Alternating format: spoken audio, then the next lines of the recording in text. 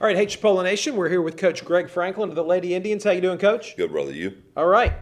So here we are after the first round of league play. How are things going? Things are fine. We dropped a couple. We've dropped 3 of our last 4, but it's kids with injuries and different things going on, and I think our team is a little imbalanced right now. But we'll figure it out. I mean, no doubt, this is one of the most talented teams I've ever coached. But personalities have to conform to what we're trying to do. Right. You've got to accept your role and accept how you've got to play, and same thing, with your teammates. You got to be respectful and do the right things with your teammates so we can get that good team vibe. I think that's where we're at right now. So we're trying to figure that out a little bit. So we dropped a couple to Northwest and Pensacola, and we're not here to make excuses, but you are without 3 of your top players right now. We were, and we're getting some of those kids back, and and Justina, she's going to try to fight through a meniscus tear, and I'm respectful of that. If she can do that, that's great. If she can't, I understand that. Yeah. Tashana's been banged up. We've got Jordan's a little under the weather. And other things are going on that caused us to have to miss games. Right. So it is what it is. Nobody's going to feel sorry for Chipola. Trust me on No, that. they're not. They're not. No, it's next game up. And speaking of the next game, we were scheduled to head to Gulf Coast on the the 12th, and I think that was canceled due to some COVID issues at Gulf Coast, but not canceled, rescheduled. So do you know when we're going to play that game? Monday, the Martin Luther King Day, which is I think the 15th. Yes. Okay. Next Monday. All right. I actually just found out that Tallahassee and Pensacola have been canceled today as well. Oh my goodness. So it's hitting pretty hard right now. Right. With the Omicron. And we knew that was going to happen. It's better to do it now than wait until March. Right. When teams are trying to play for a state and a national championship. Yeah. So hopefully we can get through it, and we can get some kids back and get players going again. We've had a couple under the weather, and they've been tested, and it's been fine for us right now. Yeah. But it's going to hit us. I mean, all the experts say it's going to hit us. Yeah, so it looks like it. Be ready for it. And we were talking about this before we started today. People are getting regular sicknesses as well. The colds and flus and allergies and all that kind of stuff. So that's going to continue. But Coach, we have no doubt that you're going to get things back together and keep this train rolling. When you have a team though that they win, every game but one game in the first 17 games, and then you have a couple of missteps.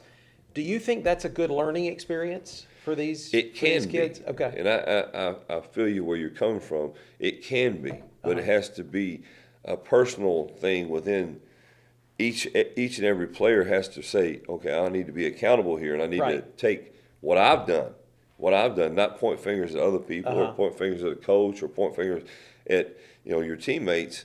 What have I done to not make us be as successful as possible? Right. That's the teeter-totter where you have right there where you don't want to blame yourself because you're not used to losing because you're such a winner. Right. But then again, though, it has to be something where you look at yourself and say, hey, look, I need to do better. And, the last 3 nights I've been watching film, seeing things that we do good, and things that are getting us off kilter and things like that. But I have to do that as well as our players have to. Right. They have to take some accountability as well for, we go back and we watch the film, and I watch a game film of Jones, which I think was the best game we've played to date, and then the number 3 team in the country, and beat them by 30 here. And then I look at our last game against Pensacola, and I'm going, it's not the same intensity. Yeah. Not the same intensity, and there's a lot of underlying things that go into that. Right.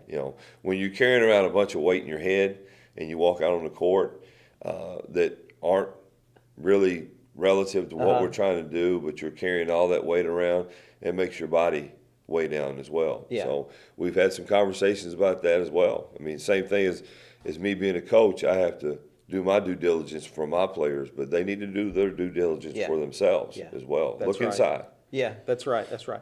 Well, Coach, we have no doubt that we're going to get things back together and vie for a conference championship, and certainly we're expecting to make a run at the state tournament, and we want to get these young ladies back to the national tournament. Absolutely. I think they have a real good shot at going even farther than they did last year. We look at the last couple of games that we've played. We've had lulls in certain quarters. And, a lot of that has to do with what we talked about, the weight on your head. Get it off. Right. Get the weight on your head off, because one thing triggers one player and another thing triggers another player, and it takes us some time to regroup. And that's what we talk about all the time. Next play. Right. Go on, play. Yeah, exactly. We played at Northwest, and the first quarter killed us. After that, there was no recovering. After that, we won the game. Yeah. And Pensacola in here, the second quarter. We scored 6 points because we were just reeling out of control. Right. But after that, we won the game by 10. Man. So it's not the ability level, it's just the mental capacity right now and figuring out, who we are, our identity. And I know people are saying, well, you don't know that by now. But when you lose a couple of players that are key players, 2 starters and a 6th man, you have to regroup and find another identity. Right. And it takes strong individuals to be able to do that. But our team's really strong. They're tough kids. They'll be fine. I believe so.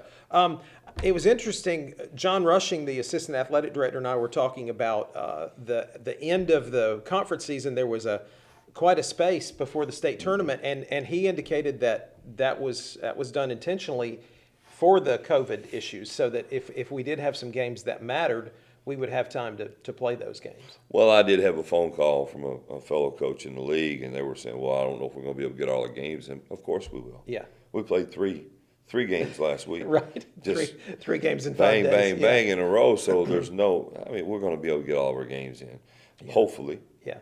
And hopefully everybody's going to be safe and healthy, and we don't have too many things going on with the COVID, but it's going to happen. Yeah, so it probably is. We do have about a 2-week period there where we're always stale before the state tournament, and after the state tournament, we usually have a week and a half. So it's spaced out pretty good. We should be able to get it in.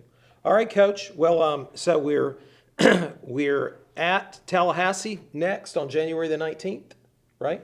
And Monday. Monday? No, Monday we go to Gulf Coast. Monday you go to Gulf Coast, that's right. Yes. And then we head to Tallahassee. Yes, sir. And then our next home game is, who is that? I'm just looking at Monday, Brian. Okay, you're just looking at Monday. So sounds good, Coach, and we wish you all the best in the upcoming games. I appreciate Thanks, it, Coach. brother. Thank you so much.